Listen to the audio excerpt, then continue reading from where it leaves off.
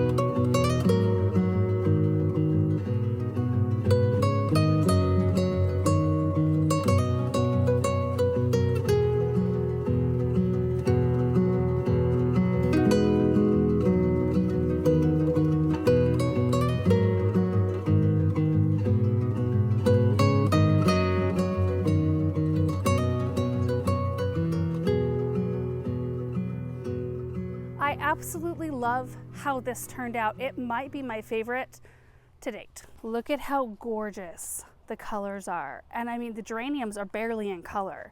So imagine when each group of these geraniums is in full color and the annuals have spread out a little bit. And see, this is why I wanted to do super bells here, because I don't have an enormous amount of space. And I did do 1, 2, 3, 4 of the alyssum, and those will get big. Like, they'll crawl all the way back underneath the roses and they will crawl forward. And I don't mind the annuals spilling over the edges a little bit, but if I planted supertunias in here, they would be all the way out here. So I think these will be perfect if they like the location like they did last year. When we planted them out in the south garden, they just kind of clumped up and thickened up, and they became a nice looking drift, but they didn't like get really, really wide. And you can see here the geraniums kind of go behind. This is an Indiglo Girl Salvia that the honeybees absolutely love. And I did decide to pop a purple fountain grass here, and I've got one right back here. So in no time at all, we'll have a beautiful red foliage interest there. And then continued on with the super bells. I actually had the perfect amount. I put 3 in the window box along with 3 of the geraniums. And then in this container, you have to ignore the spruce here. I had to have Paul come yank it out. It was so heavy, I couldn't even budge it. So I put a piece of this cloth down because I knew that we were going to need to go dig a hole and all that, and I didn't want the root ball exposed. So we've got it all wrapped up so it won't dry out super fast. We'll go tackle that probably here in the next little bit. But I love how this container turned out. Look at how gorgeous this is. I think this might be my favorite annual, maybe ever.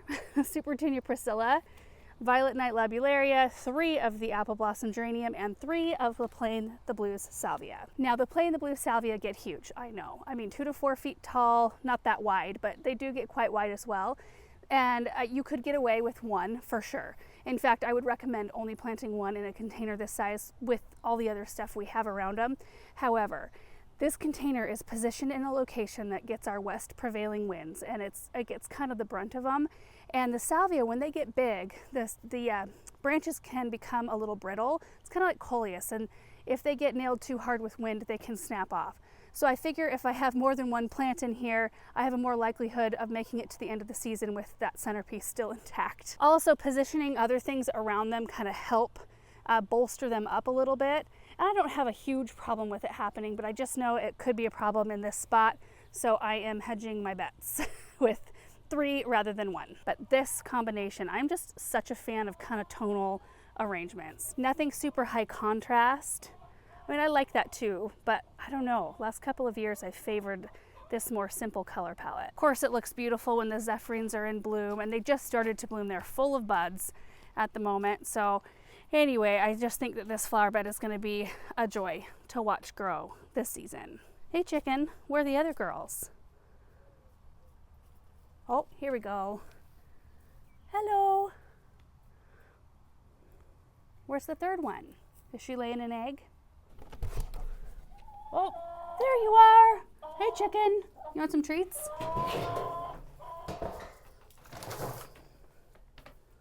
Come on, girls. These girls are a little bit more tentative than Bev was. Bev would eat out of my hands. Occasionally, I mean, these will get right up next to me and let me kind of touch them. Occasionally they'll peck out of my hand, but not often. Next time I need to not put as many on the ground, huh? All right, there you go, girls. Are you following me? Yeah? Bye. Okay, the next thing we're gonna plant are the end caps on the Hartley.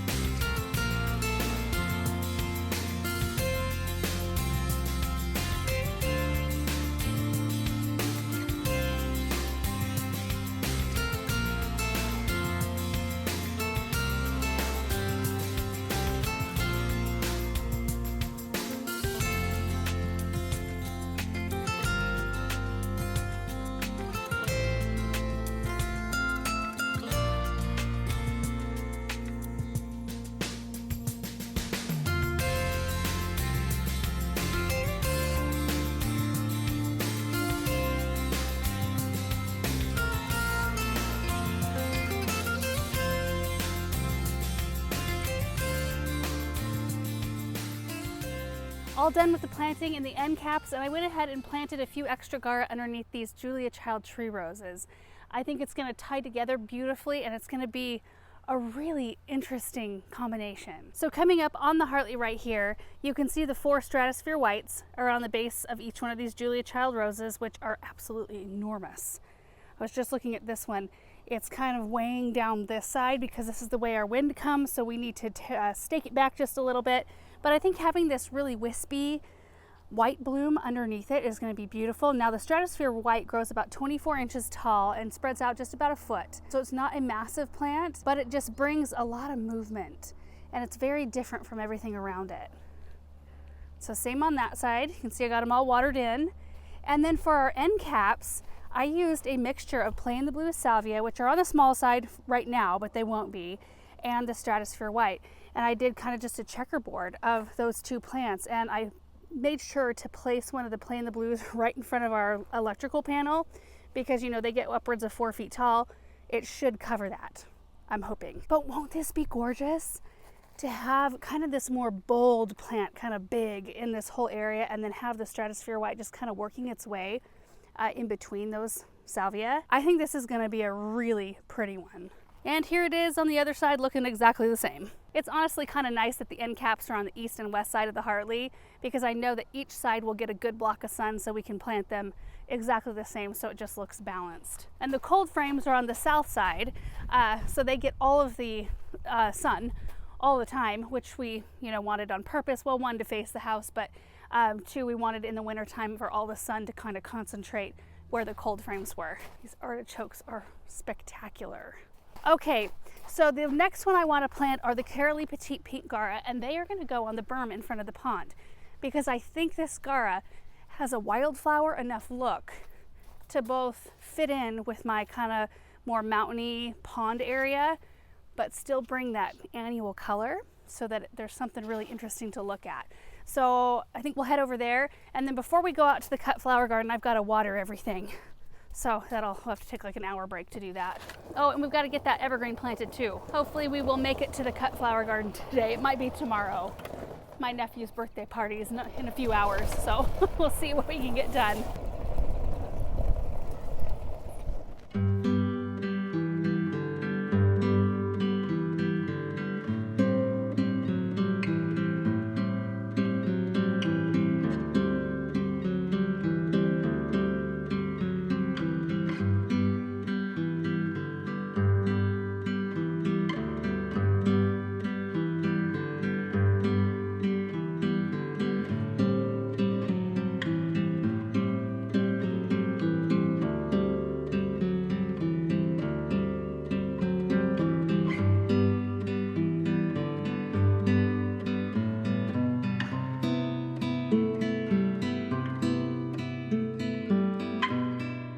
Right, there it is, all done and planted. So I just did little groupings. There's a grouping of 3, and then there's 1, 5, kind of 4, and then 1 sort of on its own, 4 right in here. You can kind of follow the water line. Grouping of 3, and then I tucked a few in around this beautiful stone.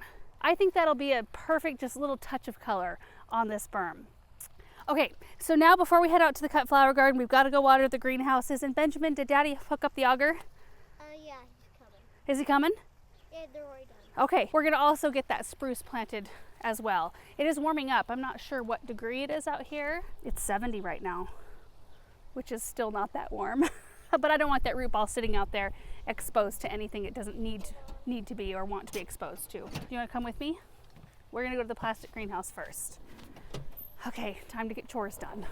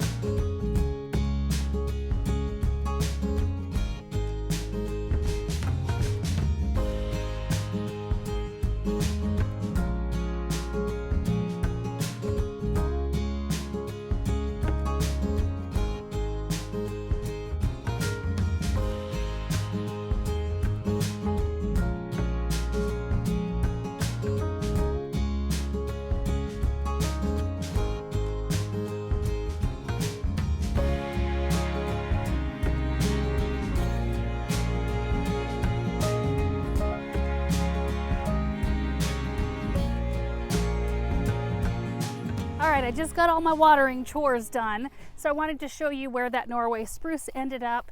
While we were out here, we also dug 4 additional holes for the arborvitaes that are in the barn pots currently.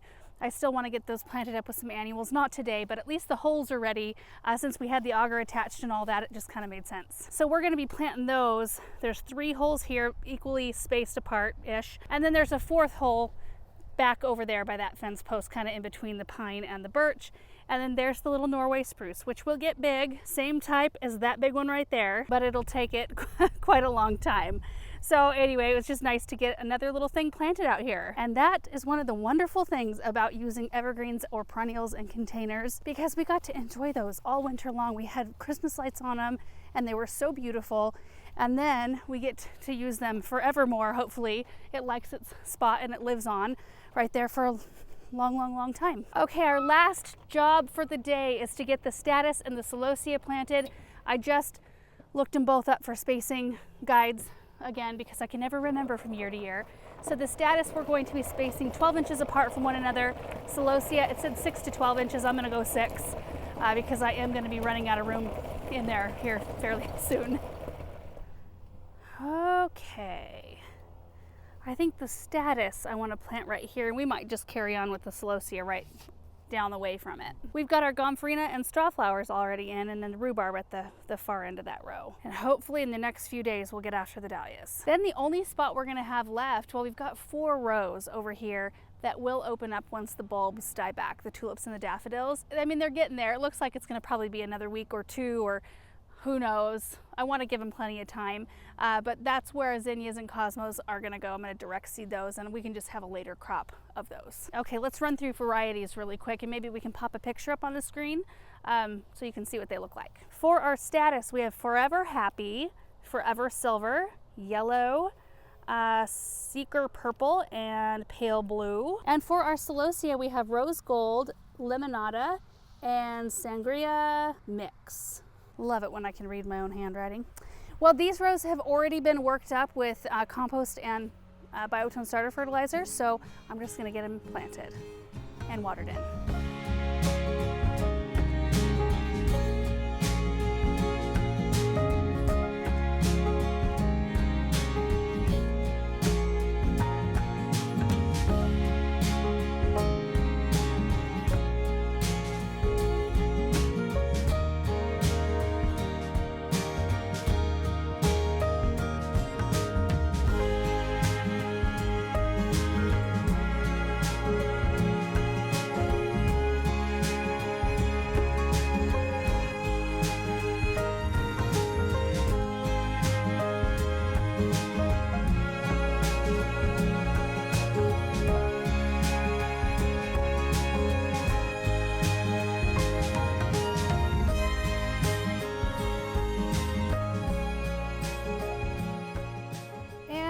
All done.